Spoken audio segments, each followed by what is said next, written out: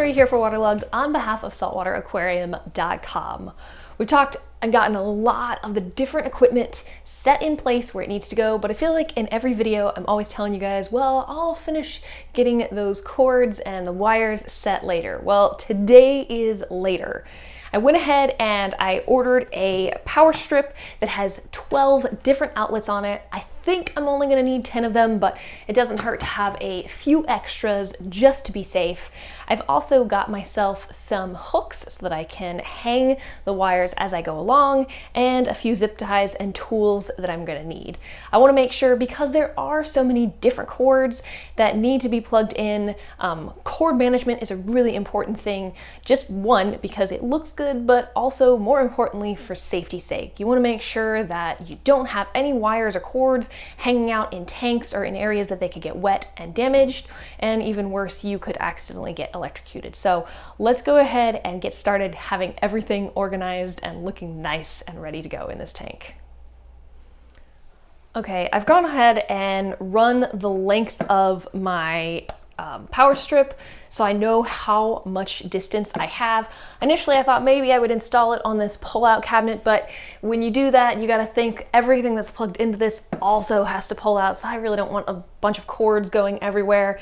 And then I thought that maybe I would mount it back here, but there's not really a ton of space, which leaves me with the decided mounting place is going to be right here. It's not going to be up too high, that way I can plug in a bunch of things on the top and have cords running across the top, but then I can also plug things in below and have them running down there. Now, something else that I haven't said, but if you don't know this, anytime you are installing things that have cords, you want to make sure that there's a drip loop so that if for some reason water gets on any of them, it's not going to go down this and into your outlet and cause all sorts of issues. Another reason that I am putting this up high is a safety thing too. If for some crazy reason I would have water spill in the tank, I don't want a bunch of an outlet with a bunch of things plugged into it sitting on the ground. Again, that's all sorts of safety hazards. So right up here is where it's gonna go. Okay, remember before in the previous videos, I've got my piece of tape on here again. That way I don't accidentally drill through the board and into this backside. So let's go ahead and get those. All right, power strip is mounted. Now it's time to move over to the sump side and try and figure out how and where I want to mount stuff. So I'm gonna go ahead and start out with the pump. All right, now my CJ Syncra SDC comes with this little controller, and on the back of it is this little magnetic piece that I can actually attach to the inside of the stand. So I'm gonna go ahead and mount this right up in here, and then everything will go from there.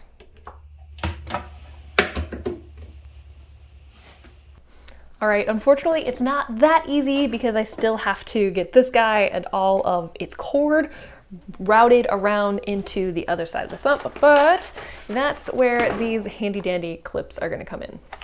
As you can see, I've got my clips installed and the cables are all routed nicely together along the top back of the stand.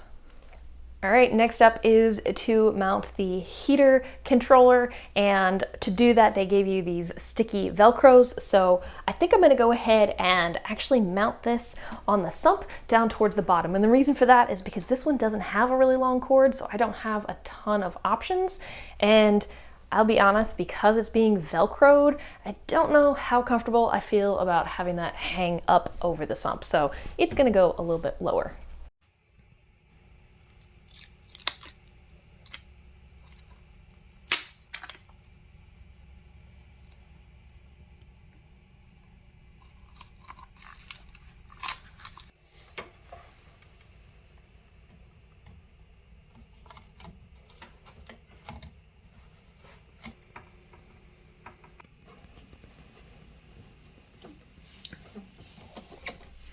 All right, I was about to move on and get the skimmer cord organized, but I remembered one of the things that I wanted to do.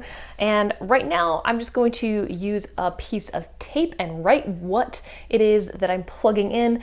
I've got an idea for some fun creative tags, but those are still on order. So I'll show you the final product. But one thing in all the years that I've done service and maintenance is having labels on everything that's plugged in, on the off chance that you are not the one that has to unplug it. Whoever it is, even if it's you and you're in a rush, you know exactly which one to unplug. You don't have to spend time tracing cords. All right, as you can see, I have run the cord for the skimmer. I followed along the same path that I used for the return pump, but instead of zip tying that whole bundle together, I went ahead and twisty tied the skimmer to that bundle of return pumps in case I ever have to remove it. I don't have to cut a bunch of zip ties. Now that I've gotten everything in the sump connected and all of those wires run, I'm going to move up to the top of the tank and get wires run for the lights and for the wave makers.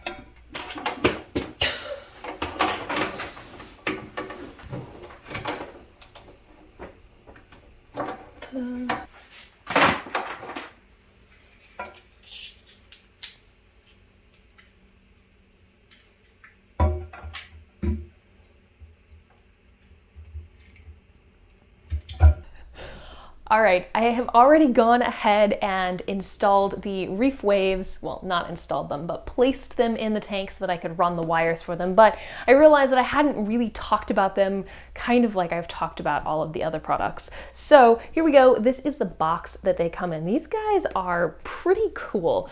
They have a whole bunch of different modes, and well, when I say modes, I mean different wave patterns that you can program for them to make. You can place them in different areas on the tank, so you could place them on the back or you could place them on the sides, and depending where you place them, it's going to create different wave patterns within your tank.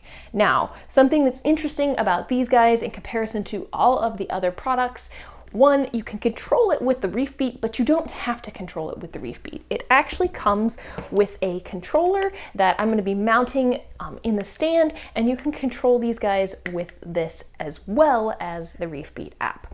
Now I know, again, I've talked about the Reef Beat app a lot, and I haven't shown you a video, but I promise there is one coming where we connect everything to the app so that you can see how it's all done. So let's go ahead and get these mounted.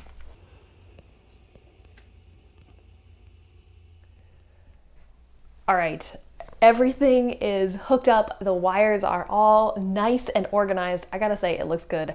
I hate looking into tanks and there being like cords and wires everywhere. So I'm happy with the way it looks. The only thing that's not in there right now is my grounding probe because it is on order, but as soon as that shows up, I'll go ahead and get it plugged in and where it's supposed to be. So I think that pretty much wraps up everything for this video. If you have any questions about anything I've done today, or you know where to find the stuff, feel free to leave a comment below. You can always ask saltwateraquarium.com, or you can reach out to Red Sea as well. They've got a fantastic Facebook group and they're always happy to help. All right, this has been Hillary for WaterLogged on behalf of saltwateraquarium.com. Thank you so much for watching, and I'll see you next time.